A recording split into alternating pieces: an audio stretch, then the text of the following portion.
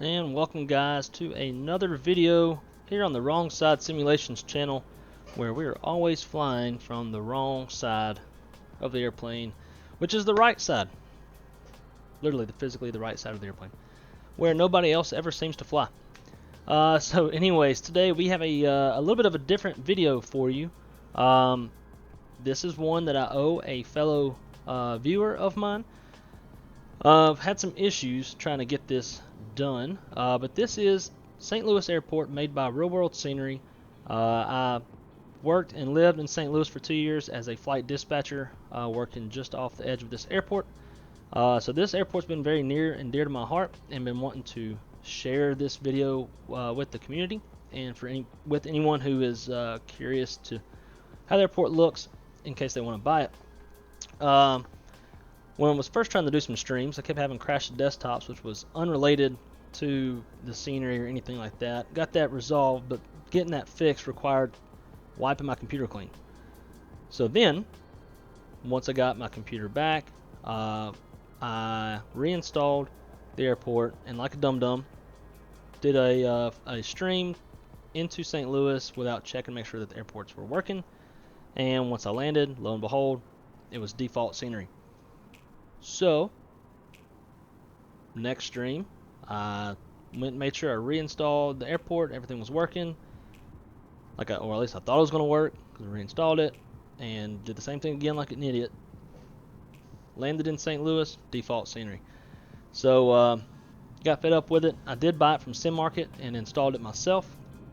I'm sure whatever I was doing was probably wrong and user error. So instead, just nip it in the bud, went to Marketplace, bought it, it's self-installed, and as you can see, works great now. So for him, he's been wanting to see this airport for a while, and I keep letting him down. So today we're just going to make a pre-recorded video, which I've only done one of. So bear with me on this. Hopefully I don't get too long-winded. Probably not the best airport scenery reviewer. There's probably some stuff that I miss, but I'll try to cover all the basics. So we'll start with the airport terminal area. This is probably the area that I think most people would be concerned with. As you can see, they got the famous arching windows. That's to resemble the arch in downtown St. Louis. I think they did an excellent job modeling this this part of the terminal. One thing I do want to hit on, and you'll probably notice while we're looking at it, this airport does in fact though hit your frame rates moderately, I would say, at least compared to all the other airports that I have. I have pretty much every medium and large sized airport that's offered for Microsoft Flight Simulator. If there's any like remote part 121 operations coming out of an airport, I'll buy it. I've got a bunch of them. So comparing this to everything else that I've got, especially when I'm flying the fly-by-wire, which does eat a little bit more performance than the default airplanes that come in the sim, I do have pretty moderate hits on the frame rates. It's also a pretty large download size. It's about 3 gigs, which I think is pretty big for an airport. I'm not a developer or like the best computer person otherwise. My flight sims would have, or my streams would have worked from the get-go. I'm gonna be having to make this video. It's not the best. There's some features that I would like that aren't like a break hit for me, but compared to some other developers, are things that I like to see. But one thing I like to point your attention to, I just noticed this taxiway line goes straight through these gates. It's a little odd. Whatever. But one of the features that's missing that I have found in other sceneries is the modeling of the inside of the terminal. And as you see, it's not modeled. Not the big deal. About the only reason I would want that is just to give me a different point of view when I'm doing live streams. Something like that. Another thing that I've noticed, the equipment at the gates are not specific to airlines. And the parking spaces themselves are not specific to airlines. For example, I believe, if I remember correctly, Delta departs out of this terminal. Pretty sure I flew out of A10 quite a lot when flying home going to Atlanta and then on to my hometown in Louisiana. As you can see, nothing is Delta or airline specific. You got a random blue cart sitting there. Blue could be either for American or Southwest. This one doesn't say either, I don't believe. So it's just little things like that that I think people like and look for are airline specific gates and ground equipment. But nonetheless, the general modeling of the terminal area is pretty dang good, and by far supersedes the St. Louis default scenery. It's not perfect. You can see some of these lines are a little off, but not a huge deal. Now coming over this way to where I have my aircraft parked. This is, if I remember correctly, it's an old TWA maintenance hangar. Whenever I worked there, you would see a lot of American MDs getting worked on, doing run-ups, which we all know is quite loud. Got this remote parking area here. It seems like they kind of fell short on some of the placement of asphalt to park airplanes. You can see there's a spot here. There should be more here, but there isn't. Also, the ground texturing is kind of weird. Looks like a lot of it is the photo, not even photo real, but it's like if you're making an airport, under the airport you'll find the satellite imagery, and there's a lot of that at this airport. So I think it's kind of weird if you're taxiing along and you see an airplane outline kind of sitting there in 2D. But still not a break it. Now I'm probably gonna be a little bit biased on this airport just because this is where the start of my technical aviation career started, and I enjoyed St. Louis. Met a lot of great people. My coworkers were awesome. It was a great spot to be. Got some small hangars if you want to place some airplanes in there. Probably have to tow them in using the pushback toolbar. But nonetheless, if you want to put your airplane in the hangar, especially if it's a small one, you can do that here. This parking space is a selectable departure point, which I like. Also, my airplane's a little too big, but not a big deal. And you can still see some of that satellite imagery in the ground texturing.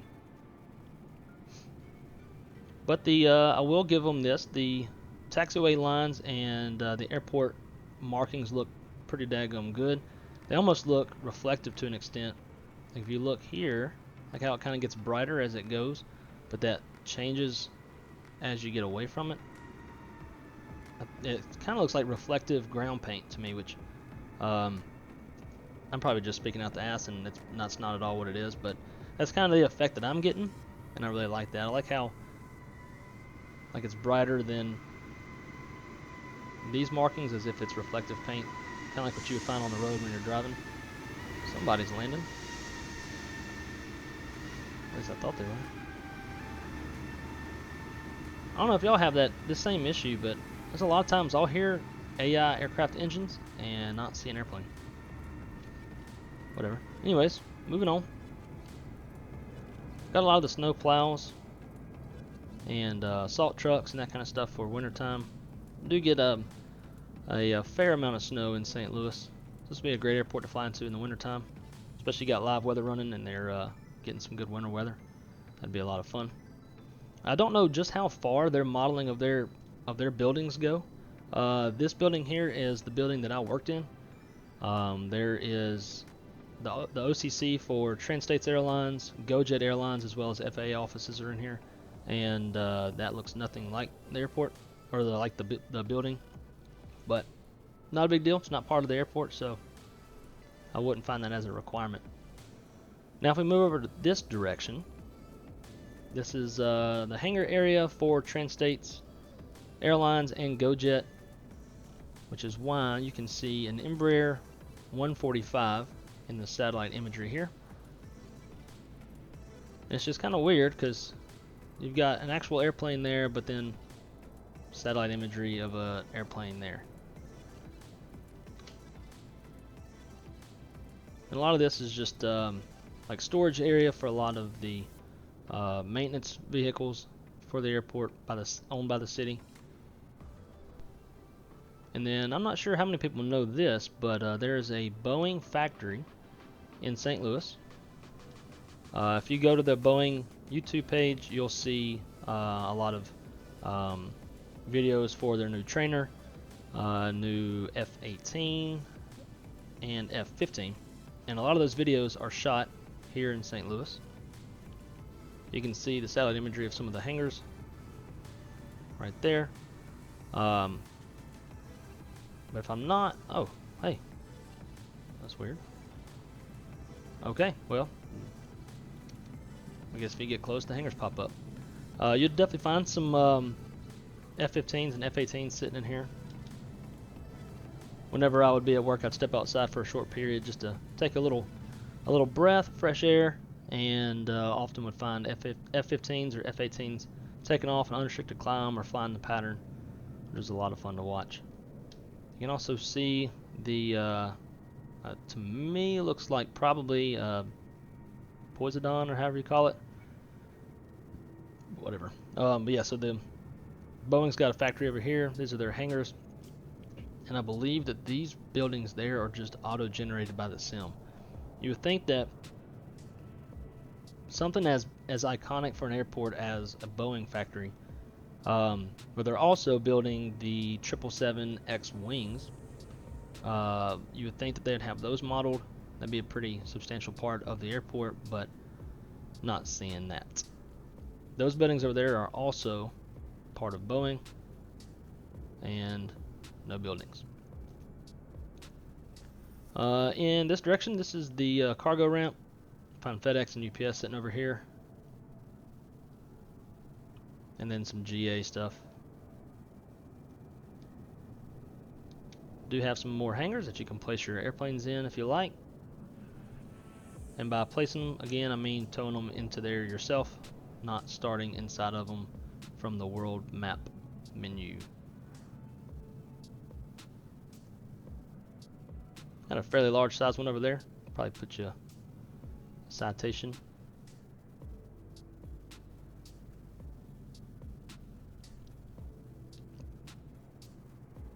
And then back to the whole airline specific thing. Now this terminal is solely owned, or not owned, but solely operated by Southwest. So it makes sense to see a lot of blue carts, but as you can see, these are apparently American. Not a big deal, but anybody who's flown in and out of St. Louis a fair amount would know this.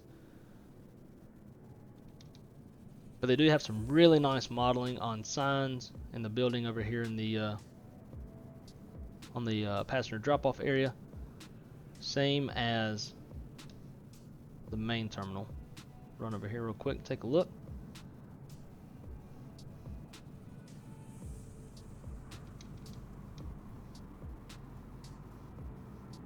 So I really like these signs. These are pretty much identical to the real life counterpart.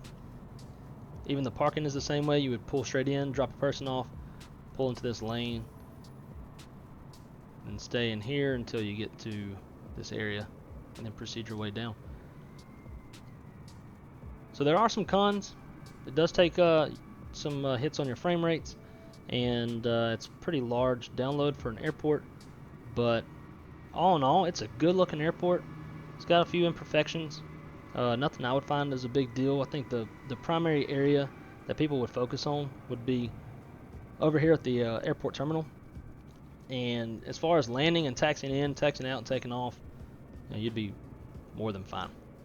We'll take a quick look at the night lighting, and then we'll jump into the airplane for a quick little pattern.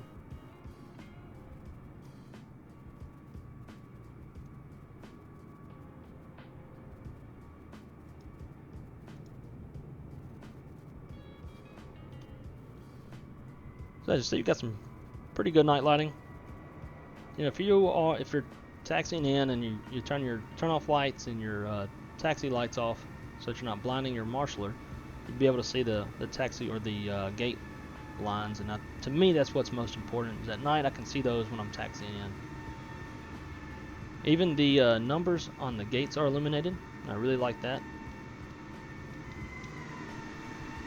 If the interior modeling was done on the terminal, and you had glass you could see through, where you could see light shining out of the glass, I think that would be probably the best. But in this case, we just have some, I don't know what you'd call it, like fake lighting, as if there's lights on the inside. Nonetheless, at least it's there, right? So if you're taxiing in and you get the feel that at least there's some sort of lighting coming from the inside of the terminal, it's not just dark and black. Same on the main terminal with the arched windows, and even up on the tower.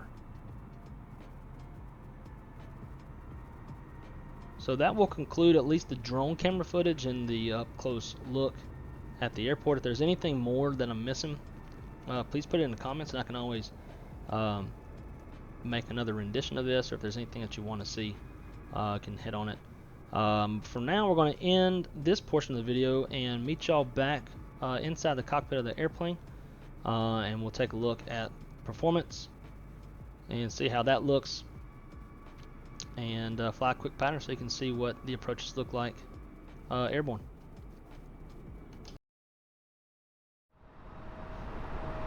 Alright folks, so we are back at it now, joining the approach runway 30 right. As you see, we got downtown St. Louis down there with the arch. Cardinal Stadium's just past that. One of the best parts about flying into St. Louis is you get some good views of downtown on your way in.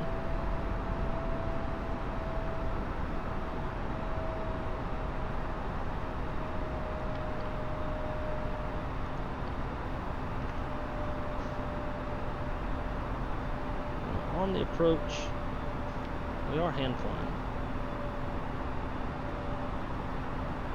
The fly-by-wire airplane makes everything difficult. Even just running a quick little pattern can be tough, since it never wants to follow flight path like it's supposed to.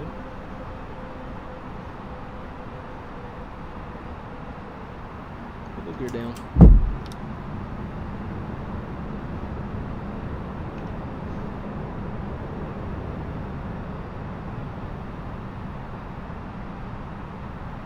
$2,500.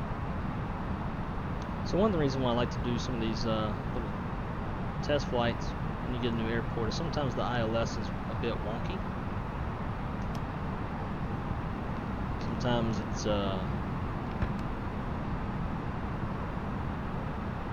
sometimes the ILS is a bit off, if the glass slope's too steep, or the PAPIs don't match with the ILS. So that's a good thing to always run whenever you get a new airport, especially if you want to do a live stream.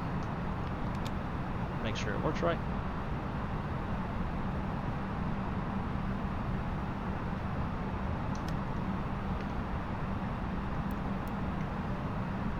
Flight attendants, please prepare for landing.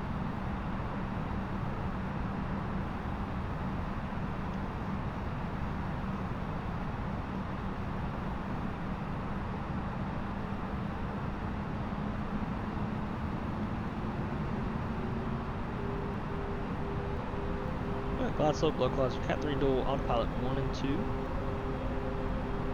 200 feet is our minimums for this approach. Looks like we're tracking behind some inbound traffic. That was my girlfriend sneezing. Don't mind her.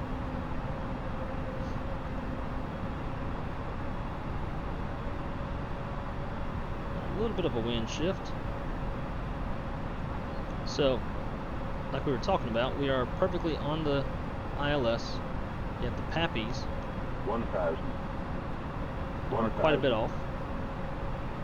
I'll say quite a bit. It's one dot. But if you're trying to fly visual, if you're flying on the PAPI, then you would probably be a bit too high, unless the ILS is incorrect. It's hard to know which one is right.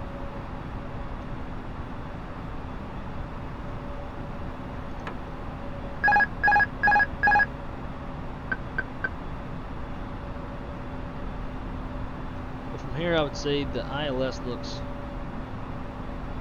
pretty good. I would have to 500.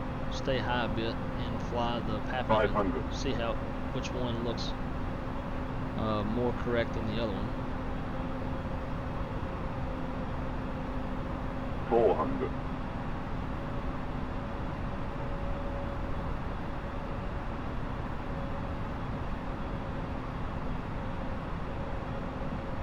100 above, 300.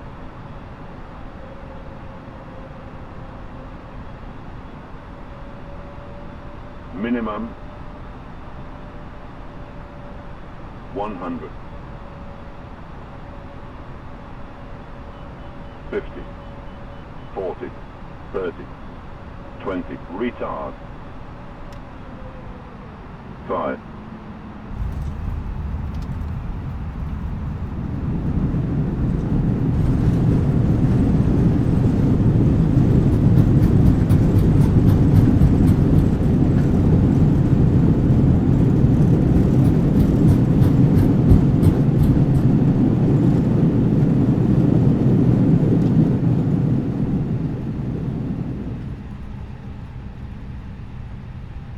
The performance is actually pretty good.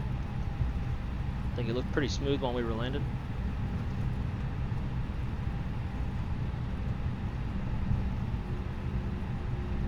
So I think this will conclude the video. If St. Louis is an airport you're interested in, I do think it's worth the money. I'm not sure what the price is. I don't remember off the top of my head. Probably a good thing to know.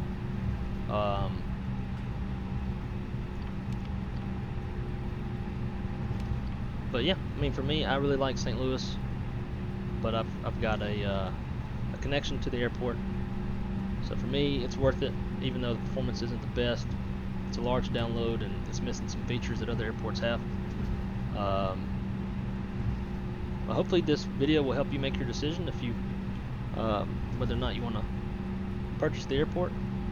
Again, it's developed by RealWorld Scenery. And I'm glad I can finally follow through with showing off this airport.